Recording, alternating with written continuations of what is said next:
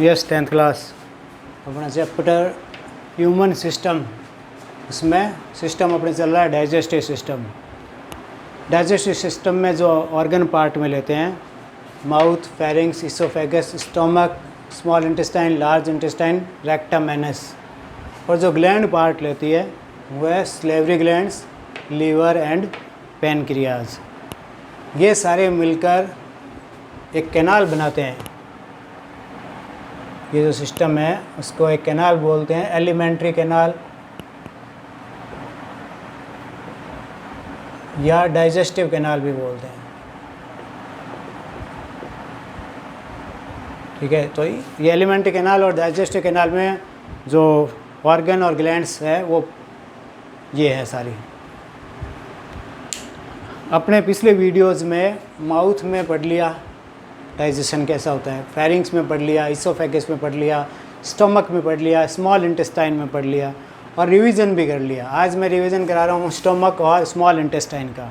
और आज जो नया टॉपिक रीड करेंगे वो है लार्ज इंटेस्टाइन। तो देखो स्टमक जो है वो जे शेप्ड होता है, मस्कुलर होता है। 1 to 3 लीटर फूड इसमें स्टोर रहता है। स्टमक के स्ट्रक्चर के 3 पार्ट होते हैं, कार्डियक, पाइलोरिक और फंडस। कार्डियक, पाइलोरिक और फंडस। इसमें 2 स्फिंक्टर सेल्स पाई जाती है। वो होती है कार्डियक या जिसे लोअर भी कहते हैं, कार्डियक और लोअर स्फिंक्टर मसल्स या सेल्स, और पाइलोरिक और स्फिंक्टर मसल्स या सेल्स। इन दोनों के फंक्शन क्या होते हैं कि कार्डियक या लोअर स्फिंक्टर होती है वो क्या करती है, फूड का जो एसिडिक फूड होता है स्टमक में उसको बैकवर्ड मूवमेंट को कंट्रोल करती है। यानी एसिडिक फूड को पीछे की तरफ इसोफेगस और फेरिंग्स की तरफ आने नहीं देती है। एसिडिक फूड को ये जो कार्डियक और लोअर स्फिंक्टर मसल्स है वो इसोफेगस और फेरिंग्स की तरफ आने नहीं देती है। जबकि पाइलोरिक स्फिंक्टर का वर्क होता है कि वो स्टमक का जो फूड होता है वो स्मॉल इंटेस्टाइन के डोडिनम पार्ट में जो मूवमेंट होता है स्टमक के फूड का उसको कंट्रोल करती है। स्टमक के फूड का जो मूवमेंट है स्मॉल इंटेस्टाइन के डोडिनम पार्ट में जो मूवमेंट होता है उसको कंट्रोल करता है पाइलोरिक स्फिंक्टर मसल, जो कि स्टमक में फाइंड होती है, पाई जाती है। नेक्स्ट है अपना स्मॉल इंटेस्टाइन का रिवीजन। स्मॉल इंटेस्टाइन की एवरेज लेंथ 7 मीटर होती है। ये कोइल्ड शेप में होती है इसलिए हमारी बॉडी में आ जाती है। मैक्सिमम डाइजेशन और एब्जॉर्प्शन जो फूड का वो स्मॉल इंटेस्टाइन में हो जाता है।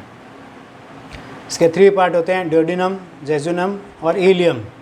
स्मॉल इंटेस्टाइन के 3 पार्ट हैं, ड्यूडेनम, जेजुनम और इलियम। ड्यूडेनम में फूड का डाइजेशन होता है, जेजुनम और इलियम में फूड का एब्जॉर्प्शन होता है। जिस फूड का एब्जॉर्प्शन जेजुनम में नहीं हो पाता है उसका एब्जॉर्प्शन जो है इलियम पार्ट में होता है। और वो कौन कौन से होते हैं, bile salt, excessive bile salt और विटामिन्स। जिसका एब्जॉर्प्शन जेजुनम में नहीं होता है उसका एब्जॉर्प्शन किस किस का, एक्सेसिव बाइल सॉल्ट का और विटामिन्स का, उसका एब्जॉर्प्शन जो है इलियम में होता है। जेजुनम में एब्जॉर्प्शन के लिए, फूड के एब्जॉर्प्शन के लिए स्पेशल सेल्स मिलती है जिसका नाम होता है एंटेरोसाइट सेल्स। ठीक है, यहाँ तक अपने पिछले वीडियोज़ में कर चुके हैं। आज अपन ले रहे हैं लार्ज इंटेस्टाइन। लार्ज इंटेस्टाइन में स्पेशल बैक्टीरिया पाए जाते हैं। लार्ज इंटेस्टाइन में स्पेशल बैक्टीरिया होते हैं जो कि स्मॉल इंटेस्टाइन से अनडाइजेस्टेड रेजिडुअल यहाँ पर आता है। यानी अनडाइजेस्टेड फूड रेजिडुअल जो लार्ज इंटेस्टाइन में आ जाता है स्मॉल इंटेस्टाइन से, उसका ये जो स्पेशल बैक्टीरिया है उसको डाइजेस्ट करते हैं थ्रू फर्मेंटेशन। फर्मेंटेशन एक प्रोसेस है, उसके द्वारा ये स्पेशल बैक्टीरिया जो है उस अनडाइजेस्टेड फूड का डाइजेशन कर देते हैं। लार्ज इंटेस्टाइन का मेन फंक्शन जो है वो क्या है, absorb water and mineral salt. अपने जो फूड में वाटर और जो मिनरल सॉल्ट होते हैं उसका एब्जॉर्प्शन करना लार्ज इंटेस्टाइन का मेन फंक्शन है, पहला। सेकंड है evacuate the undigested food through anus. और जो अनडाइजेस्टेड फूड होता है उसको एनस के द्वारा बाहर निकालता है। ये 2 काम लार्ज इंटेस्टाइन के मेन होते हैं। पहला कौन सा है, absorb water and mineral salt. दूसरा कौन सा है, evacuate the undigested food through anus. Undigested food को एनस से बाहर निकालना। In human being large intestine had 3 part. मनुष्य में लार्ज इंटेस्टाइन के 3 पार्ट होते हैं। फर्स्ट है सिकम, सेकंड कॉलॉन और थर्ड है रेक्टम। अब caecum associated with ileum, caecum जो है स्मॉल इंटेस्टाइन के इलियम पार्ट से जुड़ा हुआ होता है। सिकम स्मॉल इंटेस्टाइन के इलियम पार्ट से जुड़ा हुआ होता है। डाइजेशन ऑफ फूड, फूड का डाइजेशन होता है। Food remain waste pass to colon, एक तो यहाँ फूड का थोड़ा बहुत डाइजेशन हो जाता है और जो वेस्ट बच जाता है उसको कॉलॉन में पास कर दिया जाता है। एक तो डाइजेशन ऑफ फूड होता है और जो वेस्ट होता है बचा हुआ उसको कॉलॉन की तरफ भेज दिया जाता है।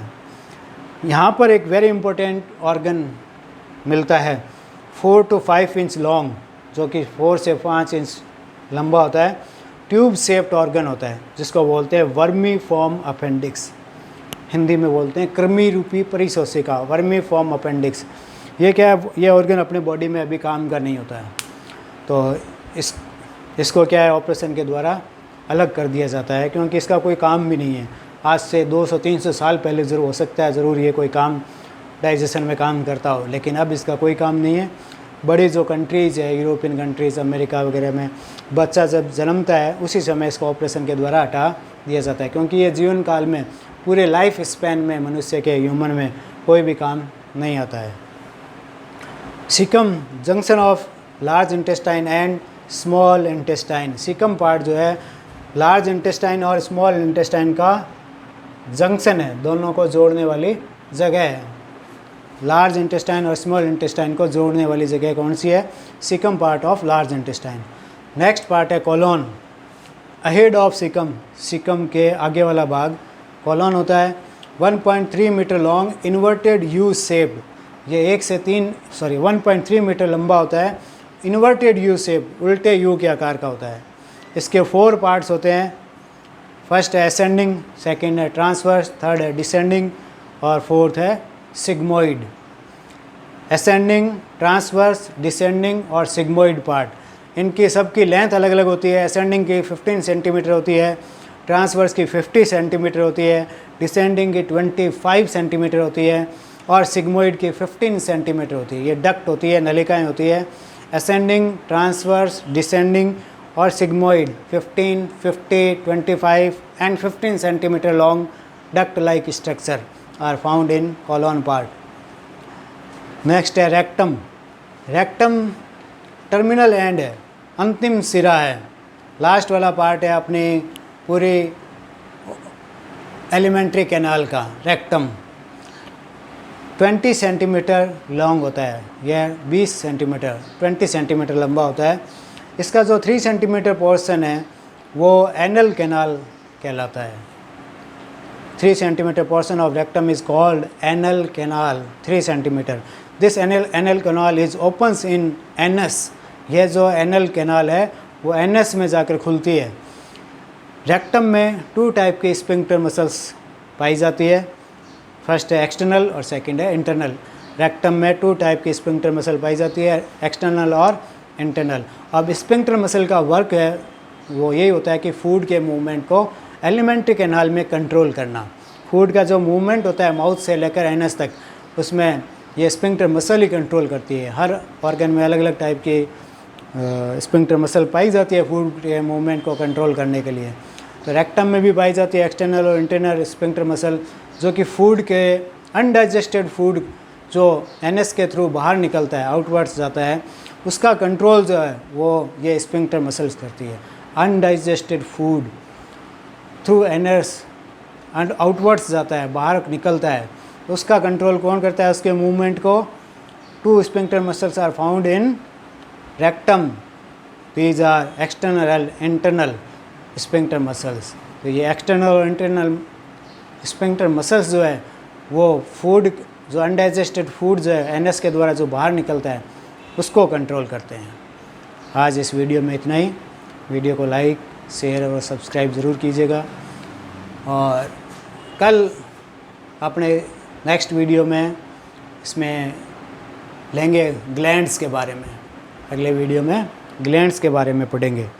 Thank you.